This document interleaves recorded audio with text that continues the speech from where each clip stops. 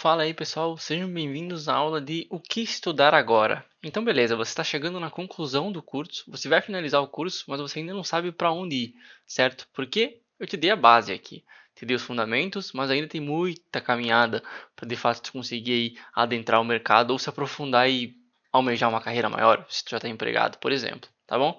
Mas então vamos lá. O que dá para estudar a partir daqui? Recomendação número um, obviamente, é aprofundar os temas. Então, aprofundar todos os temas que a gente entrou aqui, entender um pouco melhor sobre redes, entender um pouco melhor sobre Linux, tentar assimilar os problemas de segurança com essas duas áreas. Que mais? Aprofundar, selecionar uma área para aprofundar. Então, entre as áreas que a gente pode aprofundar, a gente tem Web API, que é o mais comum, tem Mobile, tem Cloud, AD/infraestrutura, Bug Bounty, Red Team, AppSec Skill Coding. Então, tu vai sentindo o que tu mais gosta, certo? Tu já tem uma noção básica do que é cada um. Só que, por exemplo, você não sabe como é que é um pentest ainda em mobile, se você gosta ou não. Você não sabe como é que é um pentest de AD. Então, o que eu recomendo é tu ter o mínimo contato com essas áreas e ver se de fato tu gosta, tá? Porque eu, particularmente, por exemplo, prefiro muito mais um pentest de Web API do que um de mobile. Mas eu sei de pessoas que preferem o inverso, que são muito mais conectadas a um mobile, a um Android, a um iOS do que um web, tá? Então, teste essas demais áreas a título de curiosidade para ver se tu realmente gosta, tá bom?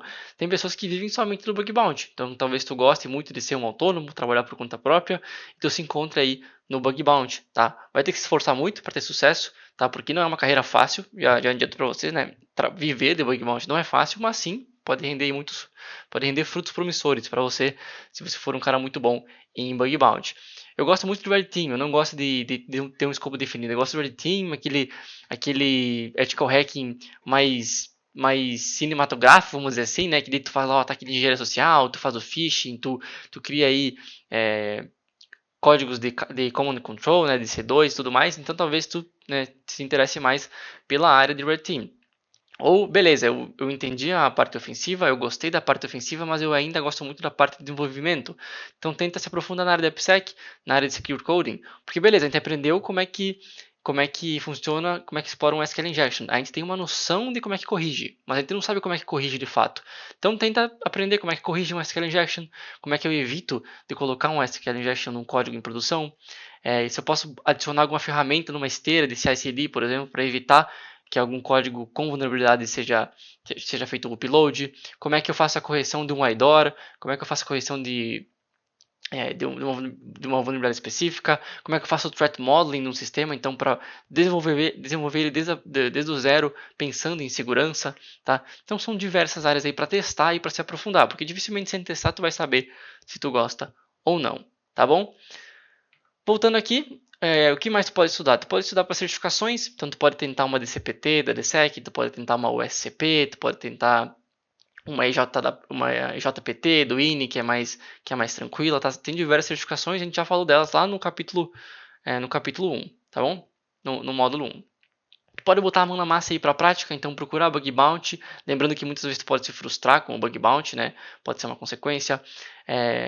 Procurar CVS, então pesquisar aí softwares independentes, open source que tu consegue reportar aí uma CVE, ou até pesquisar algum software de uma empresa maior, por exemplo, TP-Link, Hikvision, que são serviços que eu já reportei, vulnerabilidades, por exemplo.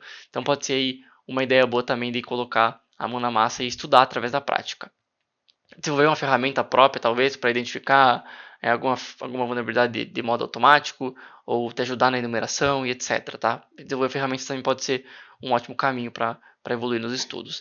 E por último, é o dos que eu mais recomendo, inclusive recomendo mais do que na prática, para começar a fazer CTF. Né? A gente vai falar de CTFs na próxima aula, então mas CTF é basicamente aquelas plataformas, e eu já comentei disso também, que tu vai ter um minigame, e é basicamente o que a gente fez nos exercícios teóricos, né? Que a gente precisava, nos exercícios práticos, que a gente precisava atacar a máquina, explorar a máquina para conseguir capturar as flags. É basicamente isso que um CTF faz.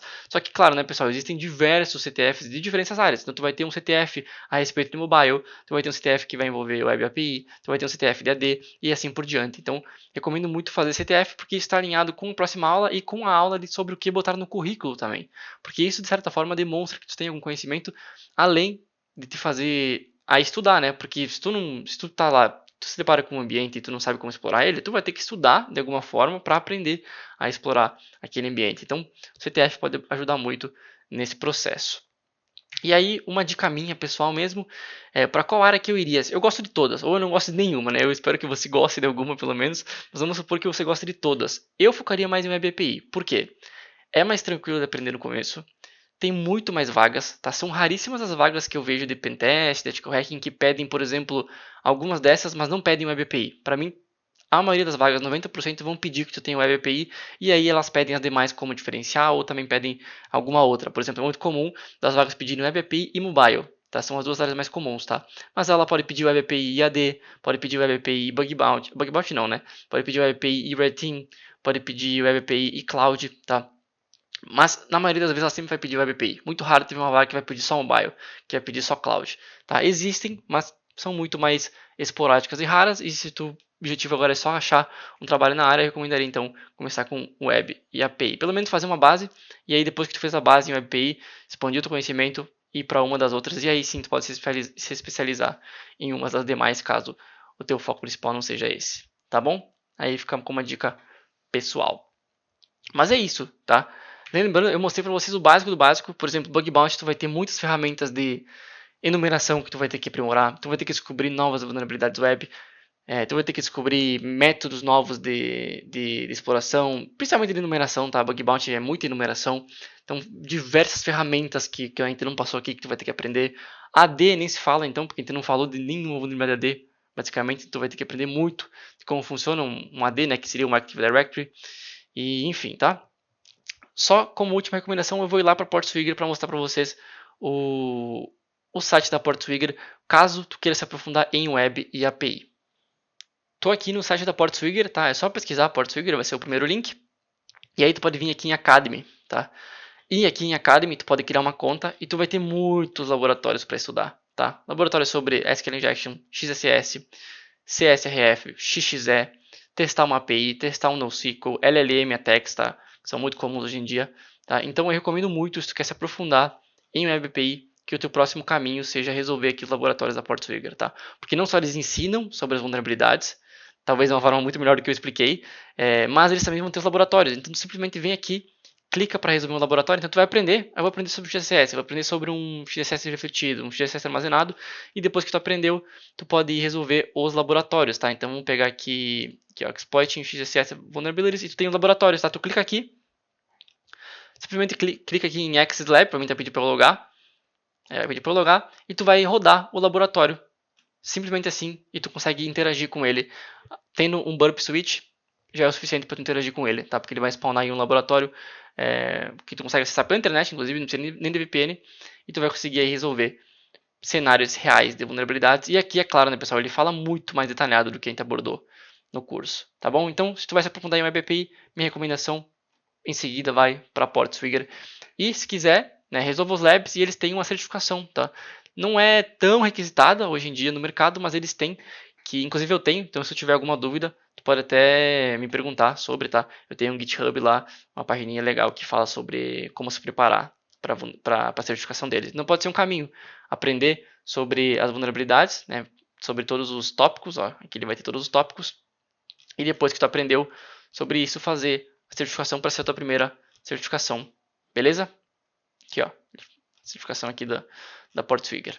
Tá bom? E é isso, pessoal. Valeu aí e sucesso. Até a próxima aula.